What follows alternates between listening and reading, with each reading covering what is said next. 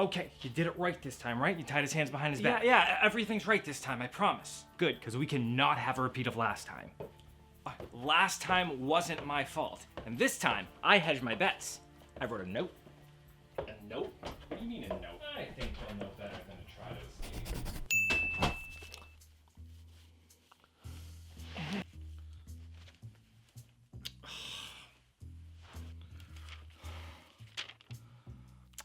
Not again.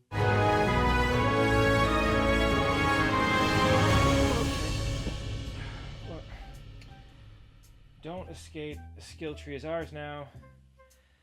P.S. We're out of ice cream. They're idiots. At least I remember to tie my hands behind my back this time. Oh, what up, fam? Welcome to the skill tree, where we learn how to do just about everything. So it appears my idiot captors are at it again. That being said, I do keep getting kidnapped by them, so what does that say about me? Anyways, lemons into lemonade and all that, this gives me a great opportunity to show you the next progression in the escape and evade skill set. So yeah, I guess without much further ado, let's level up this skill. Duct tape. So, since I find myself bound hand and foot in duct tape, I'm guessing that's a good place to start. Oh, before we get started, it might be a good idea for you to check out my first video covering this skill. It shows you how to escape various things when your hands are bound in front of you, and a lot of what I do today is going to be building off of those skills. The principles are all the same, albeit a bit more tricky, because, you know, behind your back and all. But hey, that's why we level these things up. And speaking of leveling them up, if you're gonna be practicing these things, you're gonna wanna put something around your wrist for protection. Trust me, you're gonna thank me for it after trying some of these things a few times. Now, as mentioned in that last video, duct tape is good for pretty much everything except for keeping the beast that is you contained. Seriously, in most of the content I researched to learn this skill, just some significant wiggling and the willingness to lose arm hair was usually enough to get out. The easiest way I found, though, directly builds off of what we learned in our first video. We're still going to be forming a wedge with our body to break the tape in a Hulk mad kind of way. The only real difference is we're going to be using our back instead of our stomach to do so.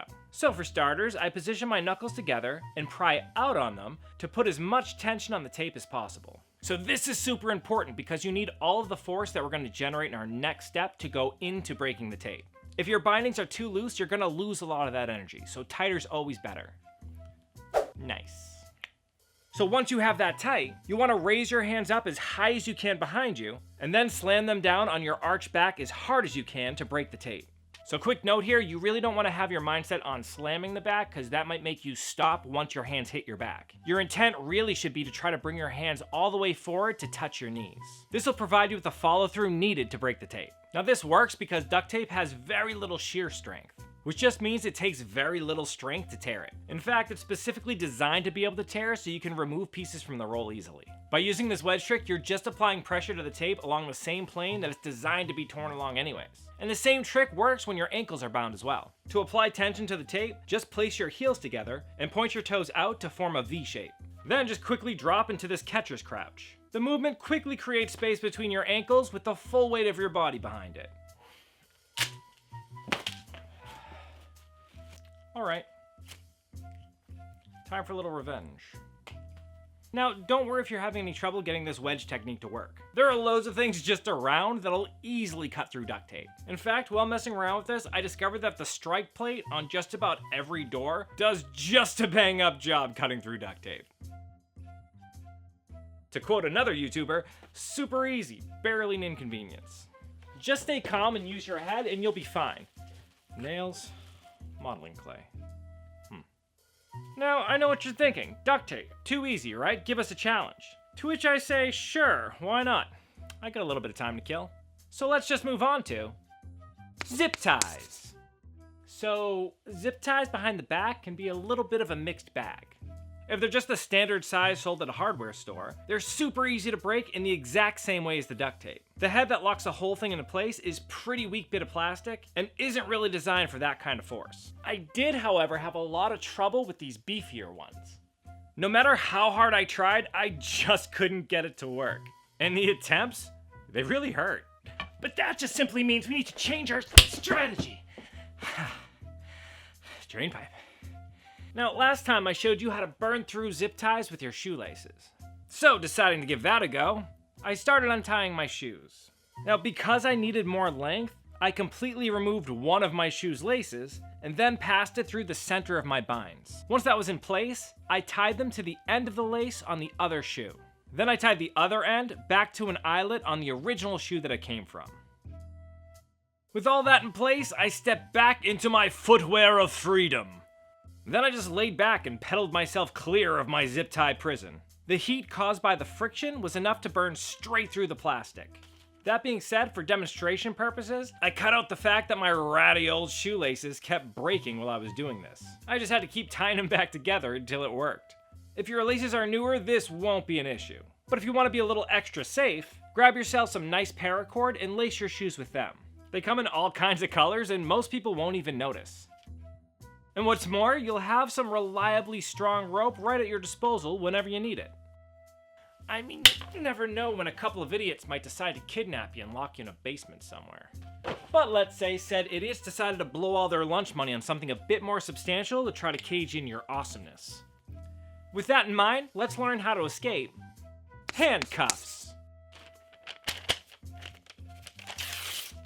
So, escaping handcuffs from behind your back can be a really tricky enterprise and is gonna require some tools. Maybe if you're super flexible, you can somehow get your hands in front of you, Mystique style, and then break them like I showed you how to in the last video. Alas for me, there is just no getting by this big old booty.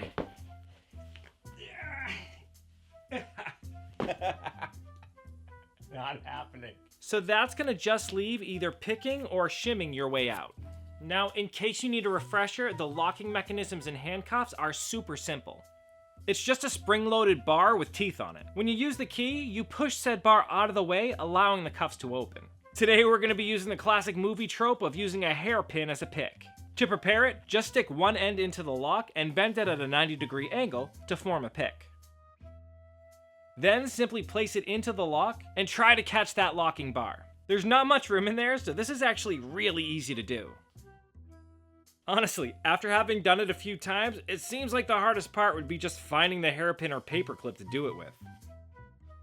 And believe it or not, I actually found shimming to be even easier than that.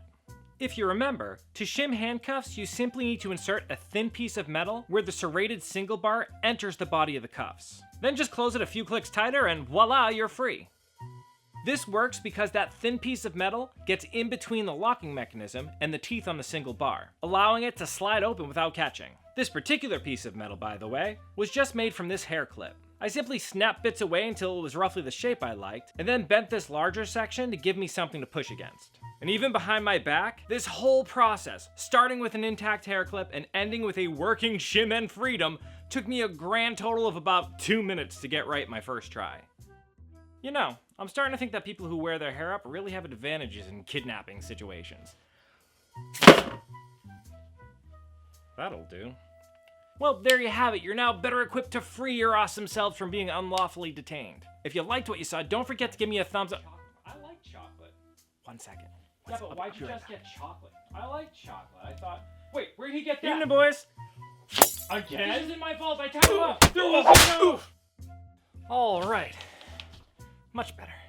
As I was saying, if you like what you saw here today, hit me up with some of that thumbs up love, and do not forget to subscribe so you know when I release new content.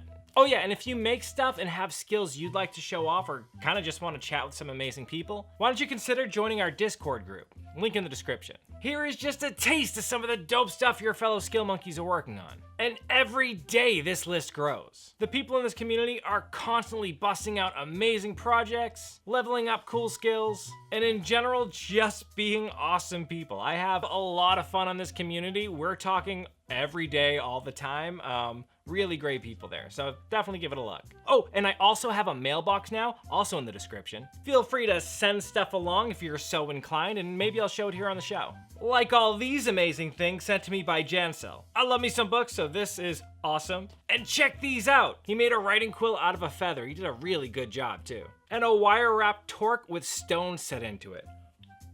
What's up? Like a Viking.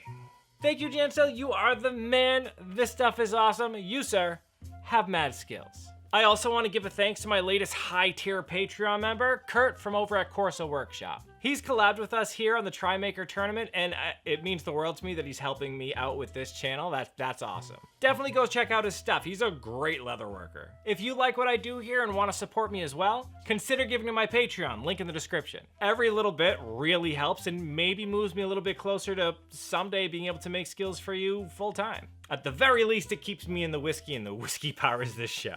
And finally, if there's any skills you'd like to see me cover, why don't you leave it down in the comment section and I'll add it to the list.